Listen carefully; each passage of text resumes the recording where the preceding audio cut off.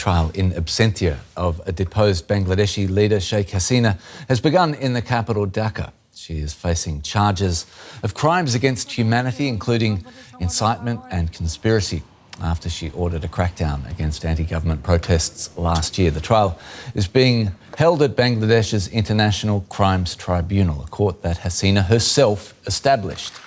The former Prime Minister is in India, where she fled last August. She denies all charges.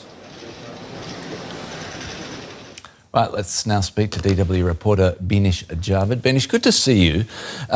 Tell us about what's happening in the opening stages of this trial of Sheikh Hasina. So, Anthony, today, formally, this trial of Bangladeshi state versus Sheikh Hasina has begun. At the trial, there was an opening statement by the chief prosecutor of the top court, and basically he said that the court has evidence in terms of phone calls, in terms of CCTV footage, in terms of eyewitness testimonies that, according to him, is evidence that Sheikh Hasina ordered the killing and the brutal crackdown on the protesters of the uprising.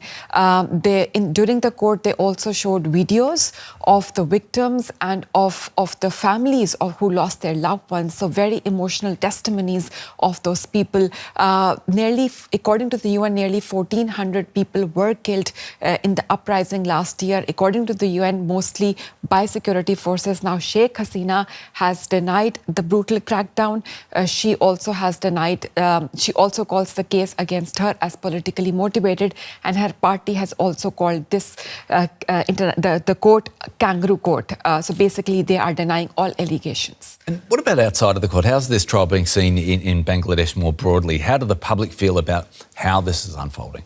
So, Anthony, since Hasina was ousted, we have done several interviews of the injured people, of families who lost their children in the uprising. All of them say that it's ultimately the responsibility of Sheikh Hasina, because they believe that it was her who ordered the police and the security forces to shoot at the protesters. So they hold her responsible, and they want her to come back to Bangladesh and face a fair trial. Bangladesh has formally requested India for Hasina's extradition, but India has acknowledged the request but has not responded to it. And there is a possibility that she could face death penalty. So many believe it's highly unlikely that she will return to Bangladesh voluntarily. Right. The trial involves a lot, obviously, of what has happened in recent history. What about now? How are things post-revolution in Bangladesh? Is Bangladesh moving towards political stability at this point? So the head of the interim government, Nobel Prize winner Muhammad Yunus, Nobel Peace Prize winner Muhammad Yunus, basically he had promised accountability, he had promised reforms in the country. The government has faced criticism of being slow, but now the government says that on 5th August, the day Hasina fled and was the big success of Bangladesh revolution, as people in Bangladesh call it, they are presenting what they call July Charter. So basically, it's a framework document of reforms which has clauses like there will be any prime minister cannot have more than 2 terms. Sheikh Hasina, we know, was ruling the country, had ruled the country for 15 years or so.